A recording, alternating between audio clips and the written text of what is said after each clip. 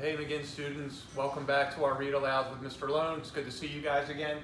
I'm looking forward to reading a book with you today that we purchased over the summer. And at the time that we purchased it, the Ruth Bader Ginsburg, Supreme Court Justice, was alive. She has since passed away, but this book is a wonderful look at parts of her life, and I'm going to read to you When Ruth Bader Ginsburg Chewed 100 Sticks of Gum.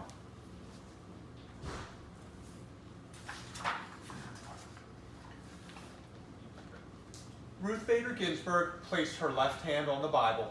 Next, she raised her right hand. She swore to uphold the law. Then she smiled. The audience, including the President of the United States, applauded. She was now a Justice of the United States Supreme Court. Ruth was the first female Jewish American to sit on the court. She was also only the second woman to do so.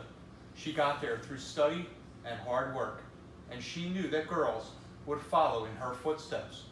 One day, there will be as many women as men sitting as judges in our country, she said. Joan Ruth Bader was born on March 15, 1933. Her parents, Nathan and Celia Bader, were Jewish immigrants from Russia. They had little money.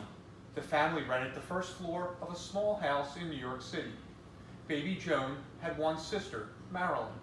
Marilyn loved little Ruth. She tickled her belly. She made her yell and kick. "You're such a kicky baby," she said. "We're going to call you Kiki." Later, Joan would go by her middle name. There were several other Joans in her kindergarten class, but no other Ruths. Sadly, Marilyn and Ruth did not have much time together. Marilyn died when Ruth was 14 months old. The death of her daughter broke Celia Bader's heart, but she never stopped thinking about Ruth's future. She swore that Ruth would have a life different from hers. Celia had not gone to college. Her parents could only afford to send one child.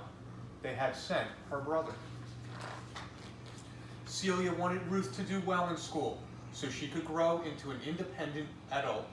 She did not want Ruth to grow up to rely on a man. What did Ruth want? She wanted to make her mother happy. She worked hard to always get good grades. Ruth was left-handed. A teacher tried to make her write with her other hand, but writing with her right hand was unnatural, so Ruth got a D in penmanship. "I'm never writing with my right hand again," she said. Do you know what happened? Ruth never did, and she never got another D in school. Ruth's parents worked hard. They wanted to give their daughter a bright future. Nathan sold furs and hats. Celia stayed at home to care for Ruth. She was careful with their funds. Any extra money was saved for Ruth's college education. Ruth went shopping with her mother every day. While they ran errands, Celia gave her advice. She encouraged Ruth to think clearly. She told her to be true to herself. These talks made an impression on Ruth. "I love you, Mama," she said. "You're the bravest and strongest woman I know." Ruth's mother was a wonderful role model, but Ruth also found strong female role models in the books she read. Ruth loved to read about Amelia Earhart. A real-life pirate, Amelia was the first woman to fly across the Atlantic Ocean.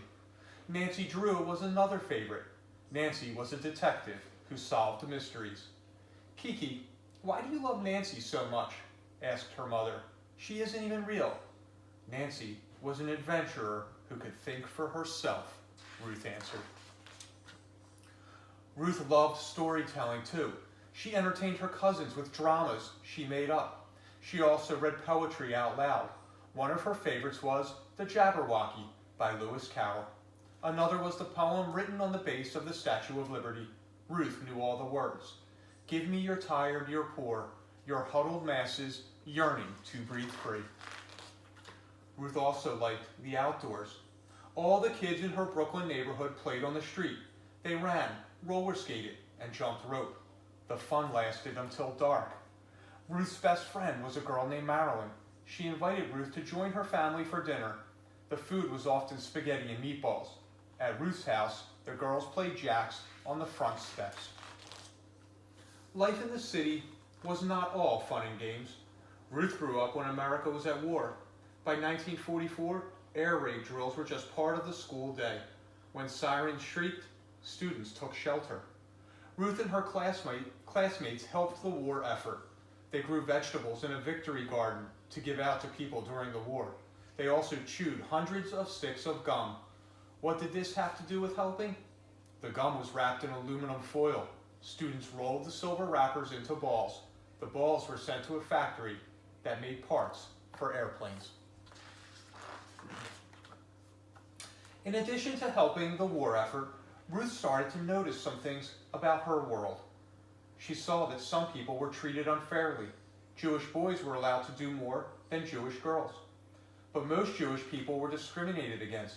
Many Jews, including Ruth's family, immigrated to America before the war. They had hoped to escape violence and poor treatment in Europe. However, not everyone welcomed them. Once, while driving past a resort, Ruth saw a disturbing sign. "Look, Mama, it says, 'No dogs or Jews allowed.' Doesn't that make you angry?" Her mother shook her head. "Getting angry is a waste of time, Kiki." Because of moments like these, Ruth learned how to let go of anger and move on. Ruth also learned how to keep a secret. When she was 13 years old, she learned that her mother was dying of cancer. There was nothing the doctors could do. Ruth never told her friends. Writing helped Ruth keep her mind off her mother's illness. She worked on the school newspaper. She was also the editor. Other students wrote about things like the school play and the circus, but Ruth enjoyed writing about the Bill of Rights and the Ten Commandments. At Madison High School, Ruth was known as a quiet but popular girl. She continued to write and work on the newspaper.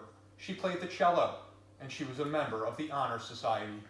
Ruth also belonged to the Go-Getters. It was a pep club for sporting and social events. Members wore black satin jackets. She sold tickets to football games. She twirled a baton. Once, she lost control of it. The flying baton chipped her tooth. Ouch. Ruth's greatest sorrow was losing her mother. Celia died the day before Ruth's high school graduation. Ruth did not go to her graduation ceremony, but she knew she had made her mother proud. She won medals, she earned scholarships, and she was going to Cornell University, one of the best colleges in the country. Mother wanted me to study hard and get good grades and succeed in life, Ruth told a friend. So that's what she did. And now I'm going to read this little afterword. In the 1950s, Ruth met and married her Cornell University classmate, Martin Ginsberg. Ruth loved that he was interested in her ideas and thoughts. They were both accepted to Harvard Law School, but Martin was drafted into the military. Then he developed a terrible form of cancer. Ruth cared for him, their young daughter, and took law school classes. She had to fight discrimination in both the classroom and as a lawyer. Not everyone thought a woman, and a Jewish woman at that, could be a good teacher or lawyer. But in the end, she triumphed. Martin survived, and her family thrived. Ruth graduated first in her law school class. Then she became a respected university professor. In 1980, she became a judge, and in 1993, she was named a Supreme Court justice. As a member of the court, she ruled on many historic cases. In 2015, she and 5 other justices upheld a law that changed America's healthcare system.